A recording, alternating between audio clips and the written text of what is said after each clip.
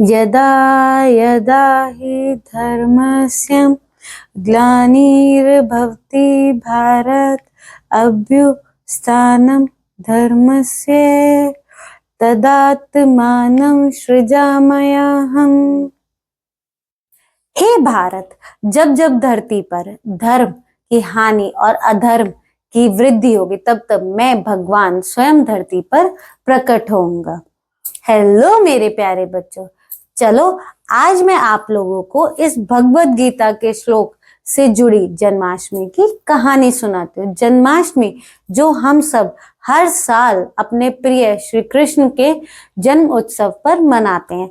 ऐसा कहा जाता है कि द्वापर युग में राक्षसों का कहर, अत्याचार बढ़ता जा रहा था। वे सबको बहुत परेशान करते थे, चाहे ब्राह्मण हो, औरत हो, बच्चे हो, वे सब पर अत्याचार करते थे। उनका अत्याचार दिन प्रतिदिन लगातार बढ़ता ही जा रहा था, जिसको देखकर धरती माँ ने अपने आप को गाय के रूप में बदला और ब्रह्मा जी और विष्णु जी के पास वो गई और बोली, हे भगवान, मैं आपसे विनती करती हूँ कि आप हमारी रक्षा कीजिए।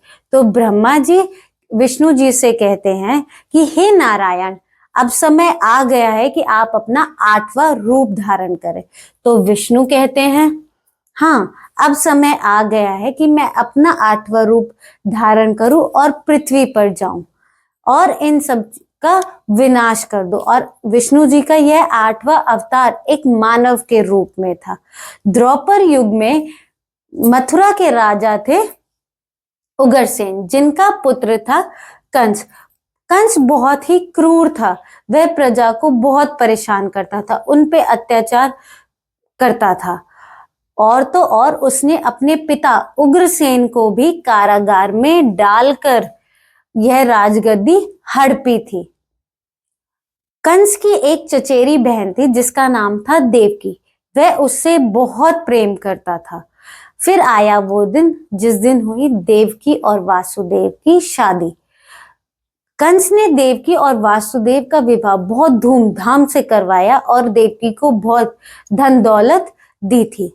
और जब देवकी की विदाई का समय आया तो कंस देवकी और वासुदेव से कहता है कि हे वासुदेव, मैं आपसे विनती करता हूं कि आपको और देवकी को मैं अपने रथ पर बैठाकर द्वारका तक पहुंचाऊंगा। तो वासुदेव कहते हैं, हे कंस, यह तो हमारा सौभाग्य होगा। ऐसा कहते ही कंस ने देवकी और वासुदेव को अपने रथ पे बैठाया और उनको ले जाने लगा। फिर ले जाते समय बीच में एक आकाशवाणी हुई कि हे कंस, जिस अपनी प्रिय बहन को तू इतनी खुशी से अपने रथ पर ले जा रहा है, उसी का ही 8वां पुत्र तेरी मृत्यु का कारण बनेगा। ऐसा सुनते ही कंस को गुस्सा आया और उसने कहा कि मैं वासुदेव को ही मार डालूंगा, ना रहेगा वासुदेव, ना ही जन्मेगा मेरे मृत्यु का कारण। ऐसा सुनते ही देवकी रोने लगी और बोली, हे कंस भैया, मैं आपसे विनती करती हूँ कि आप मेरे पति वासुदेव को ना मारे। मैं अपनी कोख में जन्मी हर संतान, हर बच्चे को आपको सौंप दूंगी। फिर कंस ने देवकी और वासुदेव को कारागार में डाल दिया। उससे देवकी और वासुदेव बहुत दुखी हुए। फिर आया वो दिन जिस दिन देवकी का पहला पुत्र हुआ।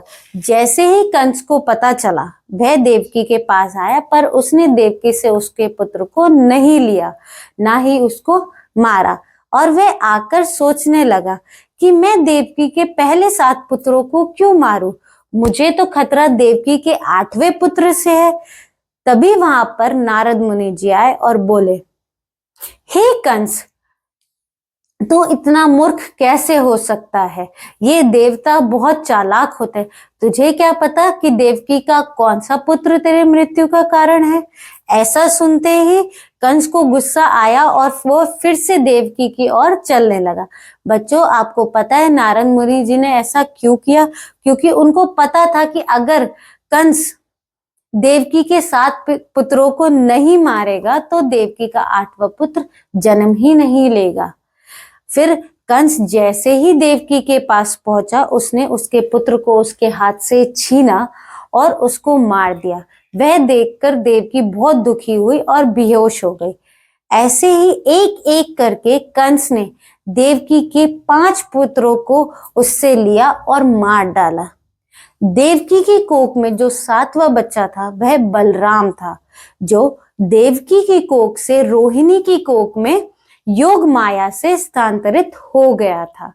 फिर आया वो समय, वो दिन, वो रात्रि जिस दिन हमारे श्री कृष्ण जन्म लेने वाले थे। उस दिन बहुत अंधकार था, चारों तरफ बिजली कड़क रही थी और बहुत तेज बारिश हो रही थी। और आपको पता है उसी समय नंद महाराज और यशोदा मैया को भी गोकुल में बालक होने वाला था और नंद महाराज वासुदेव के मित्र थे।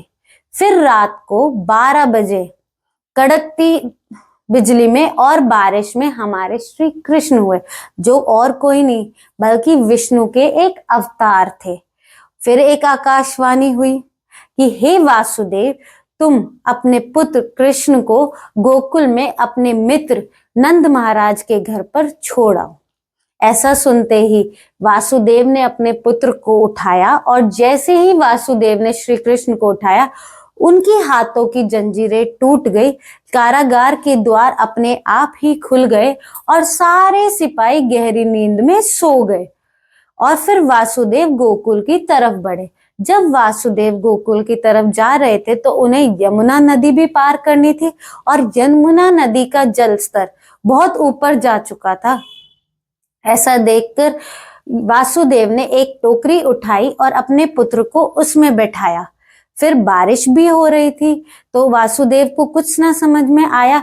तभी उसी टाइम पे शेषनाग आया और उसने अपने फन खोलकर वासुदेव और कृष्ण को छाया दी।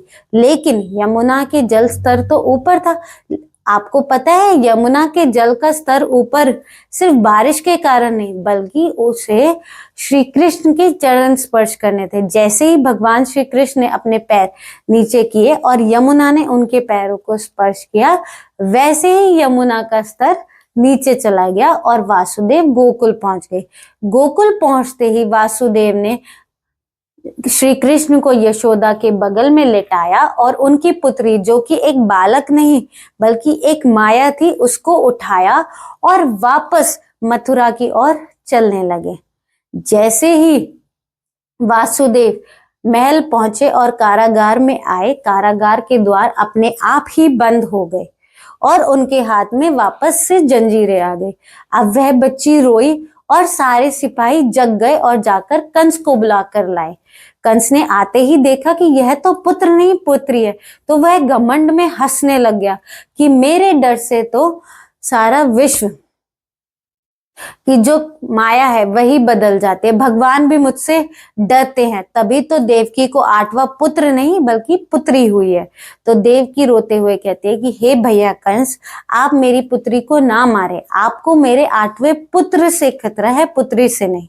लेकिन कंस ने देवकी कि एक ना मानी और उससे उसकी पुत्री को छीनना चाहा, बल्कि वह एक बालक नहीं एक माया थी। इसीलिए जैसे ही कंस ने उसको छीनना चाहा, उसने एक देवी का रूप अपनाया और बोला कि हे कंस, तू जिस देवकी के 8वें पुत्र को मारने आया है वह सुरक्षित तौर से गोकुल पहुंच चुका है और अब तेरी मृत्यु का समय निकट है।